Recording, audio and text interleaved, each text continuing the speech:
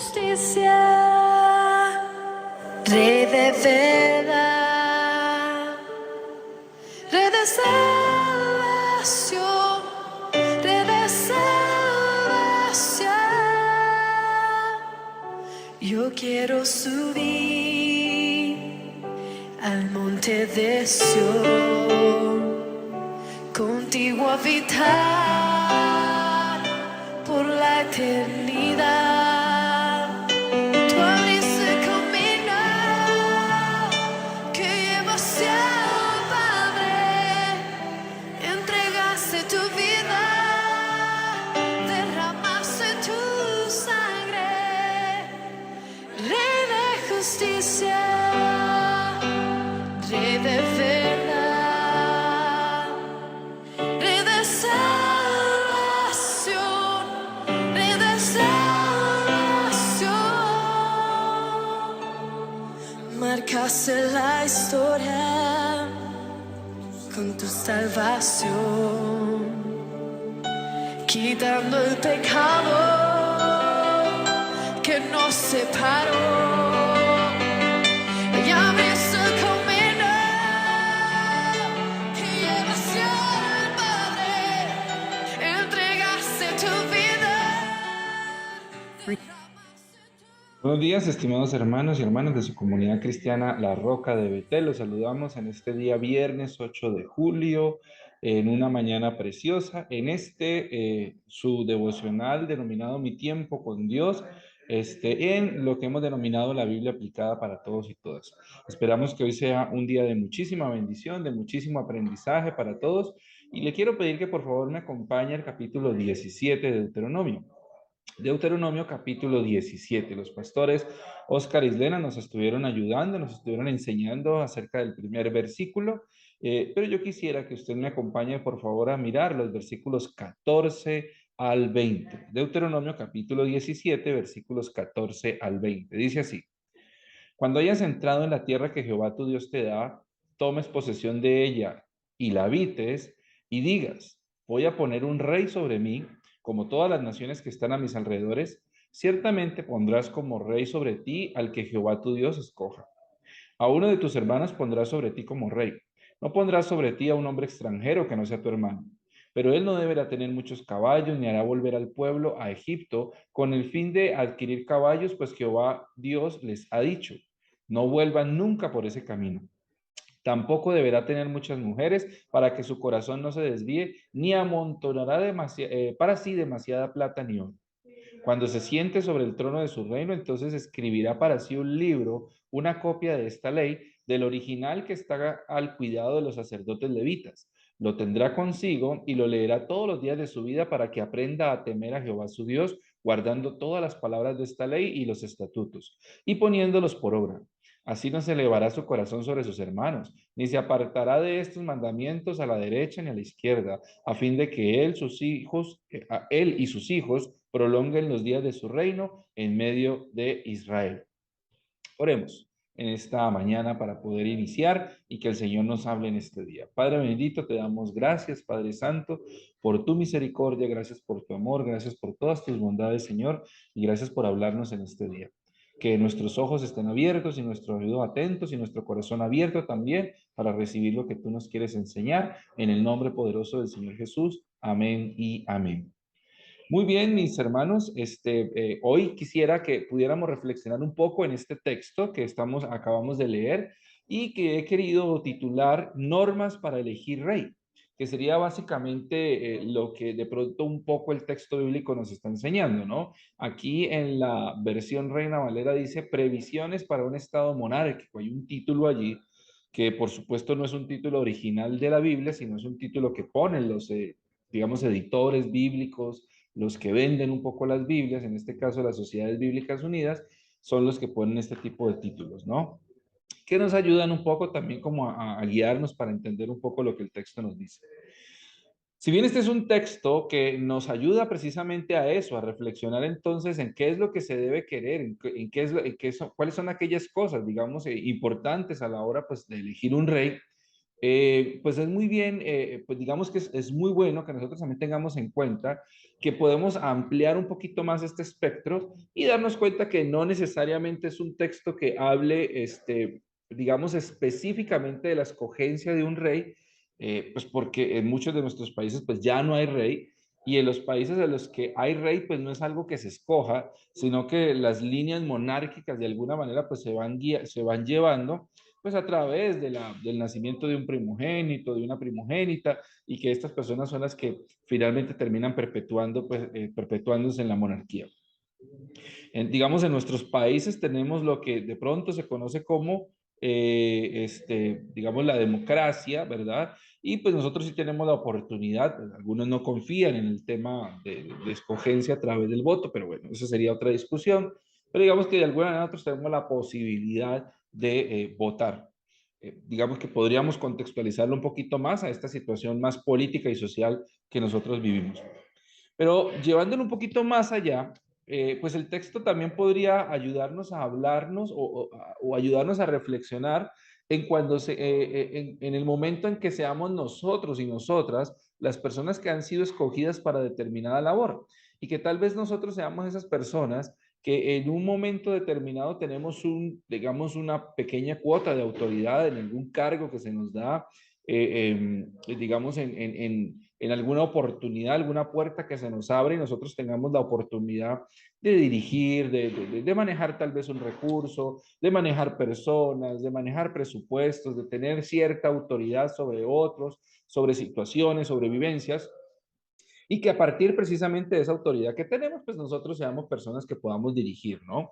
Y digamos estas posibilidades, esta puerta que se nos abre, digamos a nosotros también, pues podría ser una oportunidad también para reflexionar un poco en lo que este texto nos dice, para que precisamente la oportunidad, la gran bendición, la gran puerta que se nos está abriendo, pues no sea una excusa para pues nosotros terminar haciendo lo malo delante de Dios. Y entonces quisiera que pudiéramos reflexionar en por lo menos 5 ideas que este texto nos deja, ¿no? Normas para elegir un rey, pensaríamos nosotros o diríamos nosotros, o es el título que le quise poner en este momento, pero serían las normas para dirigirnos cuando tenemos algún tipo de autoridad o algún tipo de poder. Bueno, lo primero que nos dice el texto es que cuando pienses, le dice Dios al pueblo de Israel, le dice Moisés al pueblo de Israel, cuando le dice, cuando pienses en poner un rey, bueno, lo primero que tengas en cuenta es que sea alguien que Dios escoja, ¿no? Que sea el que diga Dios, ¿verdad?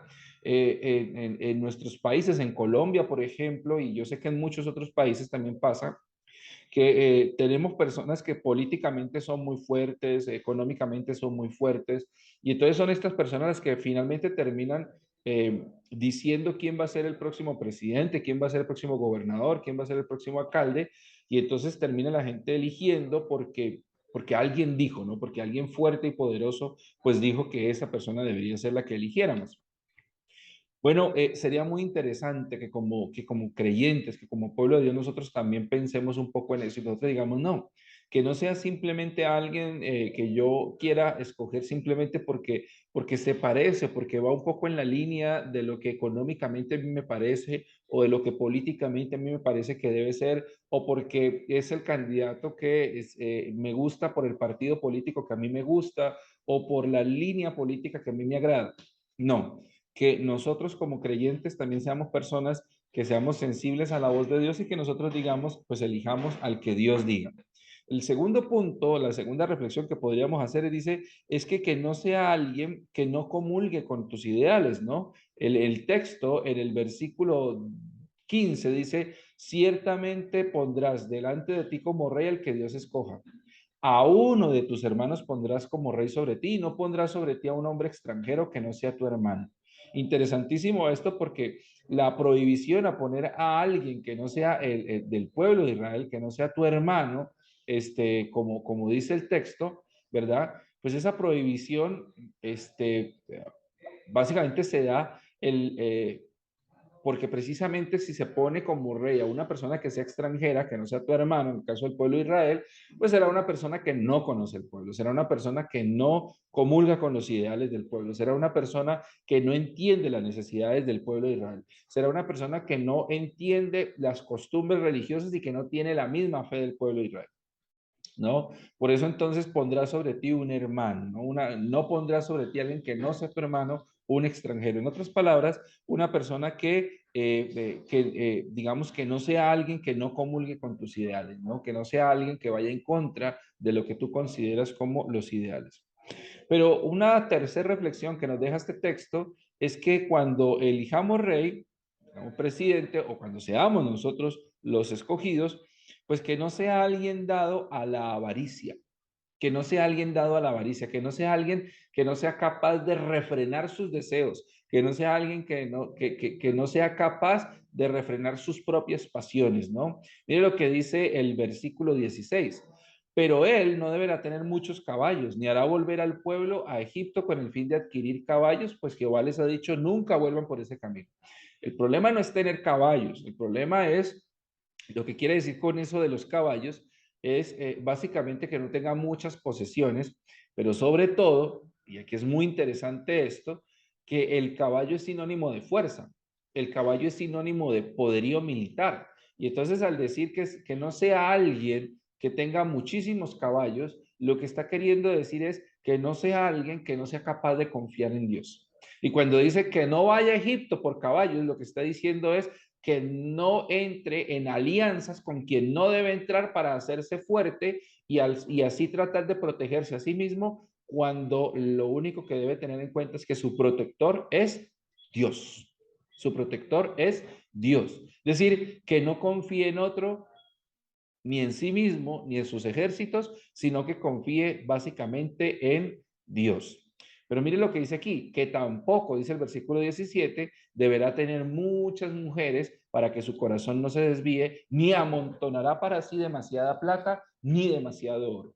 Entonces, que no sea una persona avara, ¿no? Que no sea una persona dado a la avaricia, que no sea una persona incapaz de refrenarse, que no sea una persona incapaz de gobernarse. Esta persona, dice, no debe ser el rey de Israel. Esta persona no debe ser la que usted y yo escojamos como presidente, como gobernador o como alcalde. Esta persona no debe ser la que usted y yo seamos cuando estemos en algún puesto de autoridad.